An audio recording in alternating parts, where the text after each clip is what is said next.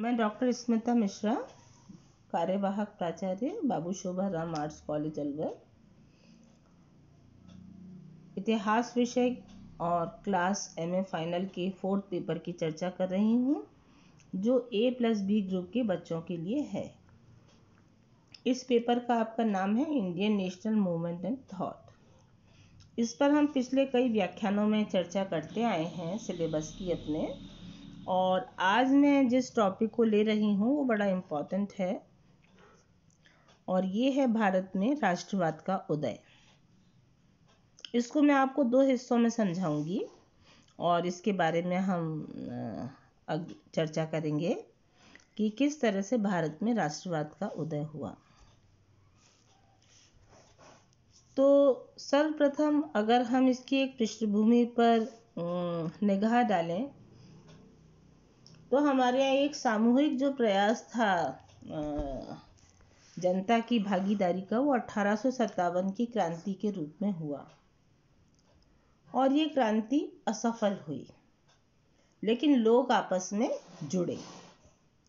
इसके पश्चात 19वीं और 20वीं शताब्दी में हमारे यहाँ जो नवजागरण आया, राष्ट्रवाद आया, उसका स्वरूप सामाजिक धार्मिक अधिक था। समाज सुधार हुए, धार्मिक सुधार आंदोलन हुए, और कुछ अग्रज नेताओं ने इसकी कमान संभाली, और शनय शनय यही जो जागृति थी सामाजिक धार्मिक आंदोलन से, जो कल्चरल जिसे हम नेशनलिज्म कह सकते हैं, उसके बाद पॉलिटिकल नेशनलिज्म की या राजनीतिक राष्ट्रवाद का उदय प्रारंभ हुआ।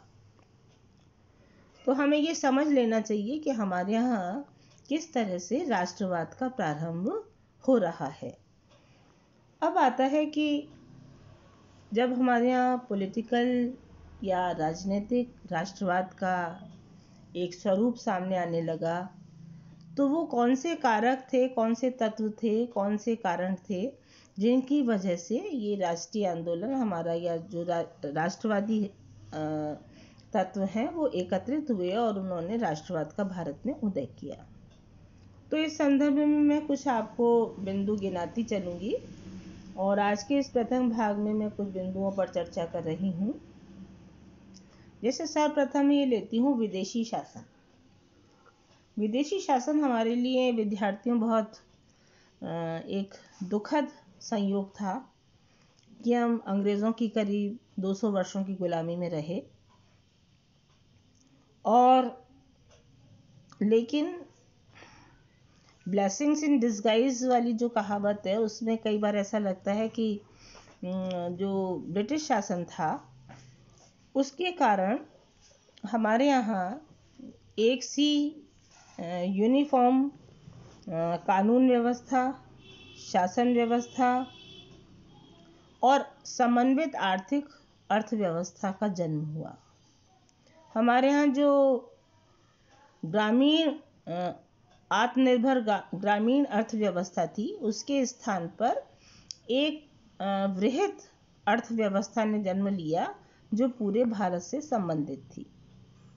तो इन तीनों के कारण हम देखते हैं कि यहाँ पर एक यूनिफॉर्मिटी पैदा हुई, लोग एक साथ एक प्लेटफॉर्म पर जुड़े और उनमें राजनीतिक चेतना का उदय हुआ। दूसरी तरफ हम ये भी देखते हैं कि 1837 से लेकर 1857 का काल यदि हम लोग देखें तो वो विद्रोह का काल रहा है। भारत के किसी न किसी हिस्से में इस काल में छोटे छोटे विद्रोह होते रहे, जो इस बात का सूचक हैं कि अंग्रेजी शासन से असंतुष्ट होकर यहाँ पर राजनीतिक आंदोलन हो रहे थे। अब ये विद्रोह किन रूपों में हुए इन 20 सालों में, तो इनको मैं 3 भागों में विभाजित कर सकती हूँ: नागरिक विद्रोह, आदिवासियों के उपद्रव और किसान आंदोलन। तो इन 3 रूपों में कहीं ना कहीं भारत के किसी भी कोने में ये जो थे वो उत्पन्न हुए और इन्होंने क्रांति का शंखनाद किया। इसी संदर्भ में मैं एक यहाँ पर टिप्पणी आपको उल्लिखित करना चाहती हूँ, जो टिप्पणी नॉर्मन डी पाभर की है, इन्होंने लिखा कि भारतीय आंदोलन निश्चित रूप से ब्रिटिश शासन की उत्पत्ति और उसके विरुद्ध प्रतिक्रिया का परिणाम था। इसका प्रारंभ अंग्रेजों के विरोध स्वरूप हुआ और अंत में एक महान आंदोलन का परिणति के रूप में ये रहा। तो इसका जो उत्पत्ति थी वो ब्रिटिश शासन से हुई और इसका जो परिणति हुई, इसका जो समापन हुआ वो एक महान आंदोलन के रूप में हुआ जिससे भारत स्वतंत्र हुआ। दूसरी चीज़ मैं आपको बताऊं जो बहुत इम्पोर्टेंट है, जो मैंने इस फर्स्ट अपने बिंदु में नहीं ली, वो है भारत में शिक्षा का प्रचलन, अंग्रेजी शिक्षा का प्रचलन। शिक्षा तो थी लेकिन अंग्रेजी शिक्षा का जो प्रचलन था ये मैकॉले के साथ आया 1835 में, और मैकॉले के द्वारा उच्च शिक्षा में अंग्रेजी को बहुत ज़्यादा महत्व दिया गया। हम देखते हैं कि 1887 तक 87 तक बंगाल में 14 कॉलेजों की स्थापना हो चुकी थी। बम्बई, मद्रास, कलकत्ता में विश्वविद्यालय खोले जा चुके थे। यहाँ मैं रविंद्रनाथ टैगोर की टिप्पणी उद्धृत करना चाहूँगी कि जब ये किया तो मैकॉले ने किस लिए था कि यहाँ पर वो सस्ते क्लर्क पैदा कर सके, अंग्रेजी भाषा जाने और उनके टाइप वाइप करने के जो पेपर्स हैं उसके लिए वो करें। इतने महंगे वहाँ से इंग्लैंड से लेकर कैसे आएंगे क्लर्क्स, तो इसलिए उन्होंने किया था। मोटिव ये था उनका, हिडन मोटिव, जिसे छिपा हुआ हम मोटिव कह सकते हैं। लेकिन रविन्द्रनाथ टैगोर लिखते हैं कि जैसे ही उच्च शिक्षा प्राप्त हुई, अंग्रेजी भाषा का ज्ञान हुआ, तो हमारे नवयुवकों ने अंग्रेजी साहित्य पढ़ा और अंग्रेजी साहित्य के पढ़ने से भारतीय नवयुवकों में नव चेतना का सृजन हुआ। उन्हें बहुत सारी चीज़ें पता चली, यूरोप के बारे में पता चला, वहाँ के आंदोलनों के बारे में पता चला और नए तरह के विचारों के बारे में जानकारी प्राप्त हुई। तीसरा बिंदु मैं लेती हूँ कि समानता का भाव उत्पन्न हुआ। जब लोगों ने फ्रेंच रिवॉल्यूशन पढ़ी, जो भी एक असंतोष के रूप में उपजी थी, उसी तरह भारत में जब असंतोष इकट्ठा हो गया तो उन्होंने देखा कि फ्रांस में समानता के नारे को लेकर के राजशाही को हटा दिया गया था। तो हमारे यहाँ भी समानता और बराबर के अधिकार पाने के लिए नवयुवक और यहाँ का शिक्षित वर्ग था वो इकट्ठा हुआ। फिर आता है शिक्षित वर्ग का असंतोष। शिक्षित वर्ग ने जैसे ही फ्रांसीसी क्रांति, अमेरिकी क्रांति पढ़ी तो उन्हें लगा कि हम अंग्रेजी दास्तां में क्यों रहें, हम उनके गलत इरादों के साथ यहाँ पर क्यों उनके गुलाम बनकर रहें।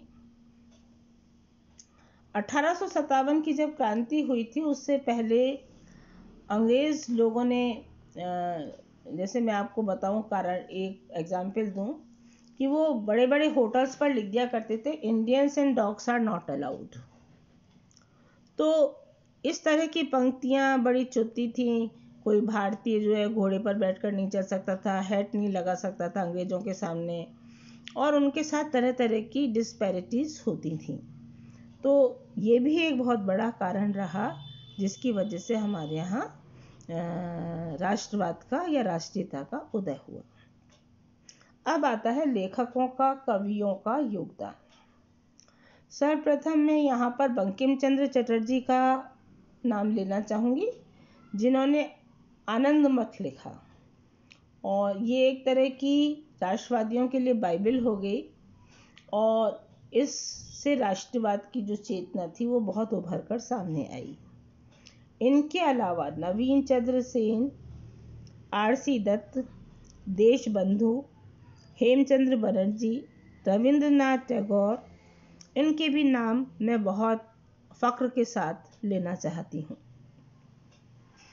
चंद्रशेखर वाजपेयी का हमीर हट बहुत महत्वपूर्ण रहा इस दिशा में, और उसके बाद भारतेंदु हरिश्चंद्र का पूरा एक युग और उनका साहित्य राष्ट्रवाद को समर्पित था, जो 1848 से लेकर 1884 तक रहे। उन्होंने जो भारत दुर्दशा नामक ग्रंथ लिखा, उसमें अंग्रेजों की कटु आलोचना करते हुए भारत की दुर्दशा का चित्रण किया। इसी तरह से सूर्यमल मिश्रण जो राजस्थानी कवि थे, उन्होंने वंश भास्कर लिखा। इसी क्रम में मैं एक तमिल लेखक के बारे में बताना चाहूँगी, सुब्रमण्यम भारती, जो 1882 से लेकर 1882 से लेकर 1921 तक रहे। इन्होंने वीर रस में स्वदेशी गीतमाला निकाली। तो इन लेखकों ने भी हमारे अंदर उत्साह का संचार किया, ब्रिटिश शासन के प्रति हमारी जो असंतोष था उसको संगठित किया और उसको आगे बढ़ाने में मदद की। इसी के साथ साथ समाचार पत्रों का भी बड़ा योगदान रहा। जब हमारे यहाँ प्रिंटिंग प्रेस खुल गई तो 1774 में 74 में इंडिया गजट नाम का पहला अखबार निकला। इसके बाद 1780 में बंगाल गजट निकला। इसके बाद हम देखते हैं कि राम मोहन राय का संवाद कौमुदी साप्ताहिक पत्र निकला। उन्हीं का फारसी में मिरातुल अखबार निकला। हिंदी भाषा में उन्होंने उद्दत मार्तंड 1826 में लिखा।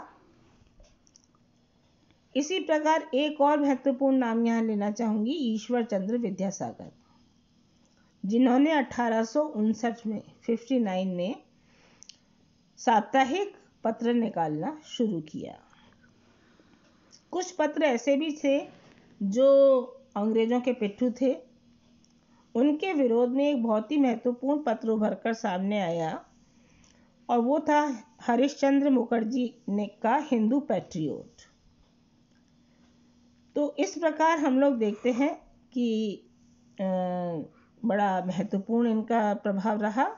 और एक महत्वपूर्ण पत्रिका जिसका मैं जिक्र करना चाहूँगी, जो आज़ादी के बाद भी चलती रही, वो थी 1868 में अमृत बाजार पत्रिका।